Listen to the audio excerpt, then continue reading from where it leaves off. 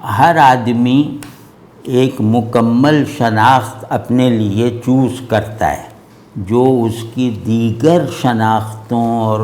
Identities سے کو اپنے اندر سمیٹ لیتی ہے اور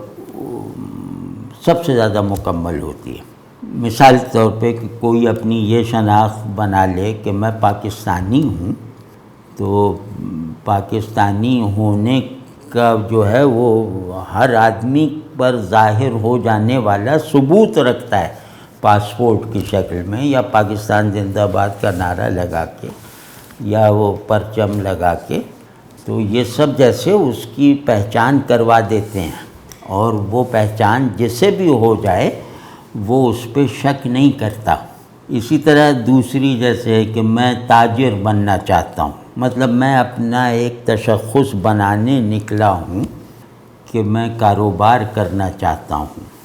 تو میری خواہش کاروبار کی تصدیق مجھے دیکھنے والے کر دیں گے۔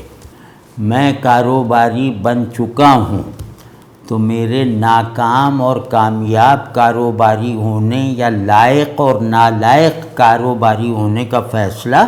دوسرے کر سکتے ہیں۔ تو اسی طرح میں ٹیچر بننا چاہتا ہوں، تو مجھے ٹیچر میں بن گیا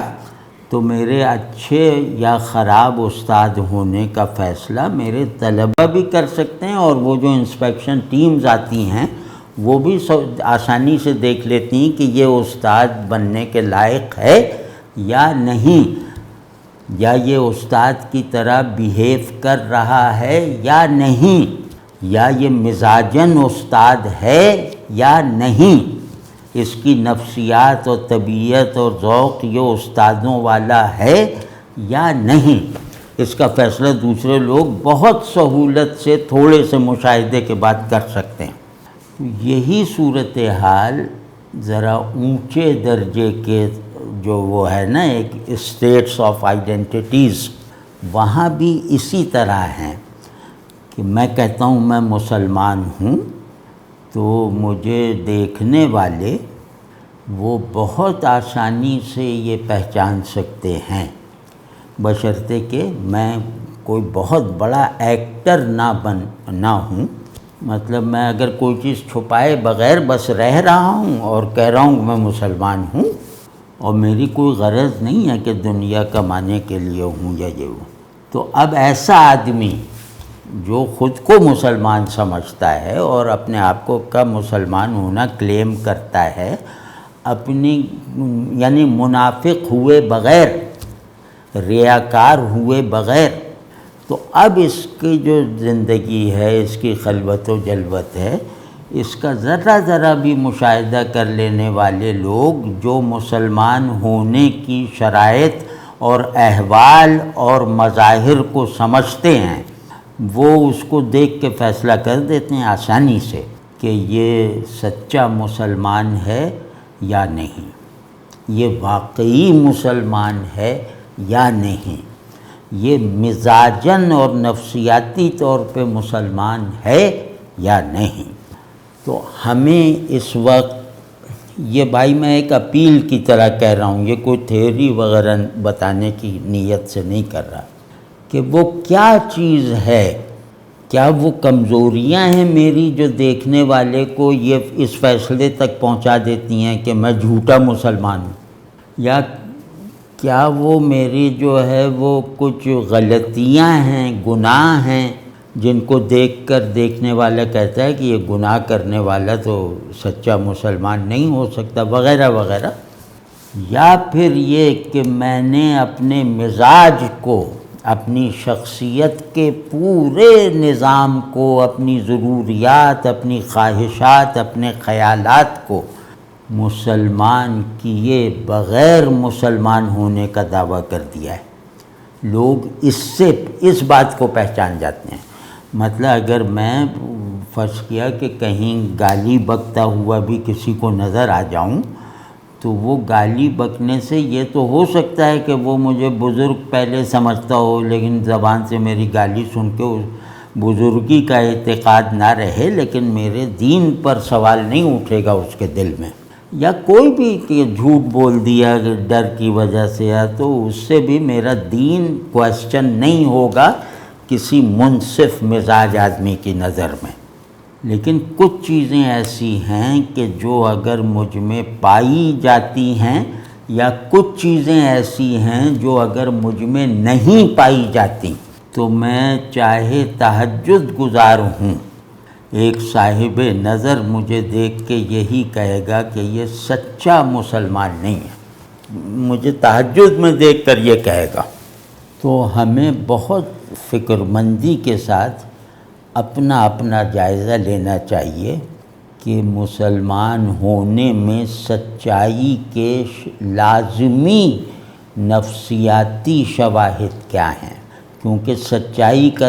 مظاہرہ جو ہے نا وہ آدمی کے پورے نفسیاتی نظام میں اس کے احساسات سے ہوتا ہے، اس کی رغبتوں سے ہوتا ہے، اس کی نفرتوں سے ہوتا ہے۔ تو سچا وہی ہے جس کی طبیعت مسلمان ہے، جس کا نفس مسلمان ہے، اور پھر نفس کے مسلمان ہونے کی کچھ پختہ یونیورسل نشانیاں ہیں، تو وہ ہمیں معلوم ہونا چاہیے۔ اور نہ صرف یہ کہ معلوم ہونا چاہیے، معلوم تو اکثر کو ہوتا ہے، وہ اپنے اندر موجود دیکھنے پر اصرار کرنا چاہیے۔ وہ میں کچھ عرض کرتا ہوں کہ کیا نہیں ہوتا سچے مسلمان میں، یعنی مسلم سائیکی رکھنے والے کسی فرد میں کچھ چیزیں ہو ہی نہیں سکتی اگر وہ سچا ہے۔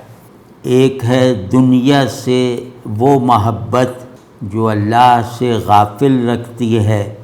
اور حلال و حرام کی تمیز سے بندے کو نکال دیتی ہے، یہ محبت دنیا کی، یہ سچے مسلمان میں نہیں ہو سکتی۔ دوسرا، اپنے آپ کو بڑا بنانے کی خواہش، اپنی بڑائی کو دوسروں سے منوانے کی خواہش، یہ مسلم نفسیات میں نہیں ہو سکتی۔ تیسرا یہ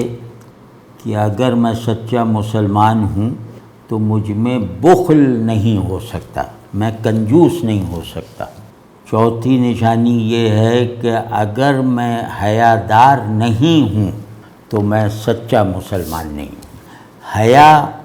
میرے اسلام کی سچائی پر لازماً درکار ایک گواہ کی حیثیت رکھتی ہے، یعنی میں سخی بھی بن جاؤں اور کیا دنیا کی محبت بھی نہیں ہے، لیکن حیا لیک کر رہا ہوں،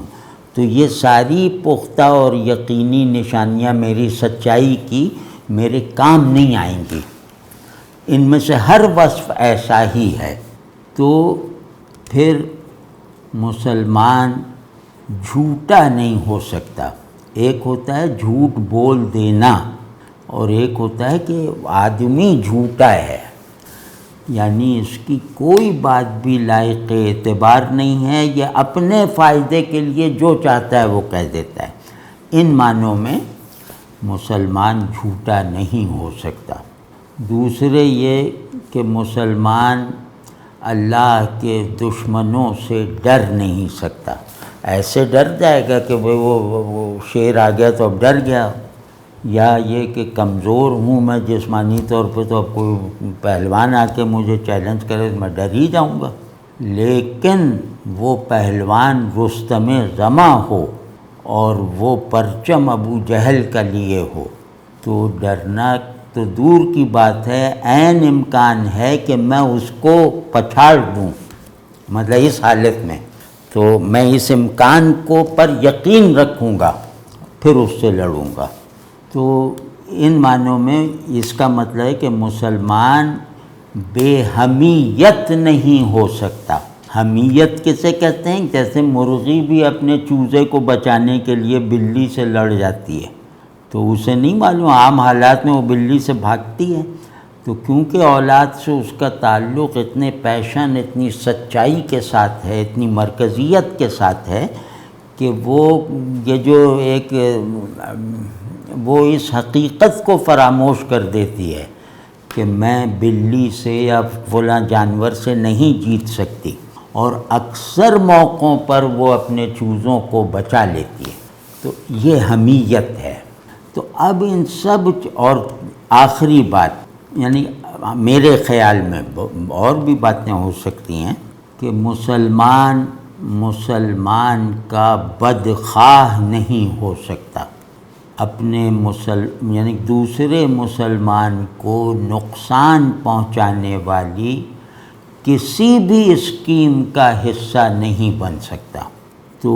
یہ وہ سب نشانیاں ہیں، ان کو آپ پازیٹیو ٹرمز میں دیکھیں تو ان کے عنوانات بھی واضح ہیں۔ تو یہ ہمیں اب دیکھنا چاہیے، اب کیونکہ بہت مجبوری آ گئی ہے، اور اب ہمیں خود سے لڑنے والی طاقت فراہم کرنی چاہیے، خود کو گرا کر نئے سرے سے بنانے والی قوت جو ہے وہ ہمارے پاس ہونی چاہیے، تب ہم باہر کی رکاوٹوں اور باہر کے چیلنجز سے نمٹنے کی قابلیت اور توفیق حاصل کر لیں گے۔ تو ان کچھ چیزوں کو میں اپنے اندر دیکھوں، آپ اپنے اندر دیکھیں، اور ان میں سے جو چیز بھی لیکنگ نظر آئے تو اس سلسلے میں ذرا حساسیت کے ساتھ، گھبراہٹ کے ساتھ اور شوق کے ساتھ اپنی اصلاح کریں۔